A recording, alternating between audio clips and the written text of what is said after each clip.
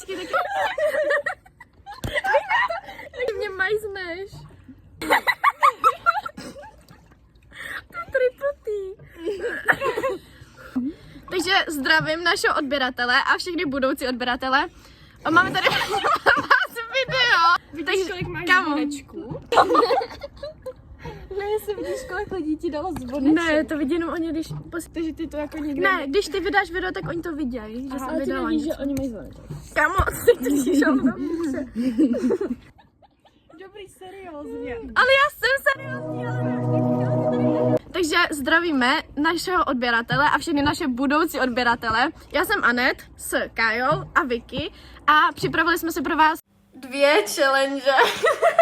A jelikož je dneska třeba 40 stupňů, tak jsme se rozhodli natáčet v bazénu. Jako první tu máme Nikdy jsem. Připravila jsem si pár otázek. Nejdřív se já budu ptát, kámo, směj se. Připravila jsem si tady pár otázek, teda spíš ChatGPT a psali jsme chatu GPT. A ten nám řekne pár otázek, na kterých se budu holek ptát. Takže jako první si zahrajeme Nikdy jsem. Mám tady připravených pár otázek. Nejdřív se já zeptám holek na takových 3-5, takhle 2. Pak se vystřídáme a vždycky budeme hrát jako po dvojicích. Takže nikdy jsem nic neukradla segře a do dneška jsem jí neřekla, že jsem to udělala. A nebo když jsem tě zeptala, tak jsem kecala. Jsem žádná. Já jsem to plně vrátila, nebo? Bomb. Takže změna plánu, prostě ten, koho něco napadne, tak něco řekne. Jo, už to neděláme podle mobilu, protože tam byly debilní otázky. Nikdy jsem neskypla, jakože skipla školu, ale jako řekla jsem, že jsi nemocná. A nebo jsi šla prostě za školu. A to jsem... Nikdy jsem neutekla z tréninku jenom protože jsme dělali něco, co jsem nechtěla. Individuální otázky. Já spíš mám nějaké... To je mega hustý. A to uděláš úplně Takže nikdy jsem po nikom nechtěla, aby se mnou šel ven a pak když jsme šli, tak jsem si to rozmyslela. Nikdy jsem neposlouchala jako jednu z nás, mluvila o nějakém klukovi hrozně moc, ale jakože ti to vadilo, ale neřekla jsi to. Jo, já asi taky. Já asi ne. Já jsem real one. Ne, oni taky. Nikdy jsem nevzal někomu telefon a četla jeho zprávy.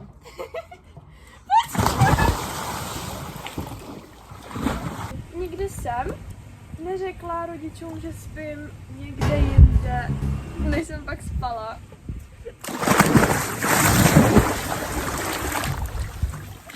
Takže další challenge, kdo zná koho líp.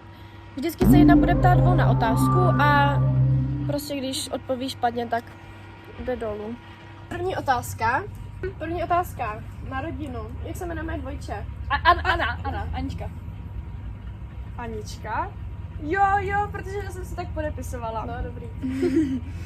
Takže kdyby se chtěla přestěhovat do jednoho města, kam by to bylo? Do Paříže. Jo. Kam, ne, to nemůžu zopakovat, ale... Ale zhoď. Jaká je moje oblíbená disciplína? 60? 200. No jo. Jo! Jako jo, ale 200 a 300 přek. Jako, moje nejoblíbenější pečivo z Lidlu. Pizza, Taška, srbská taška. Jaká pizza, kapsa? No, protože jsme se o ní bavili a mně došlo, že je to špatně. Jaká je moje oblíbená příchutná vytyčka? Kámo! Vanilková. To je bílá čokoláda. Jaká? Oříšková. Jo, to mám, ale to nikdo nejí. Já ji miluju. Já vidím.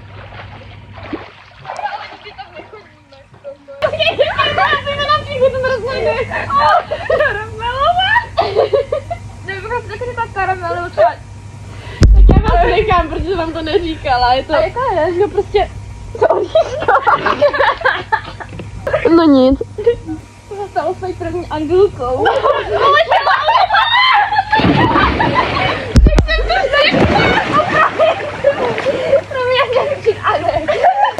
Ale však ona odletěla z bok. Já si to spletla a Kolik jsme měli zvířat dohromady? Pejska, morče. Jo, správně. Když byla zima, tak jsem si chtěla nabarvit vlasy jako barvu. Modrou. Pikabu, modrou, zelenou. Dobrý. Tak ještě jednu otázku, jo? Pikabu. Ale chtěla se takový Jo, že Pikabu. Ale mám jich hodně, ale stačí říct jednoho mýho oblíbeného zpěváka. Drake. Kanye West. Jaký sport jsem se snažila naučit? Volejbal. No, Fotbal. Promiň, ty jsi odpověděla pozdě. Naučit. Když jsme chtěli hrát volejbal, ona si začala kopat. Takže děkujeme za dokoukání, tady máte naše nohy a dejte follow. Tak díky, čau. A zvoneček nezapomeňte.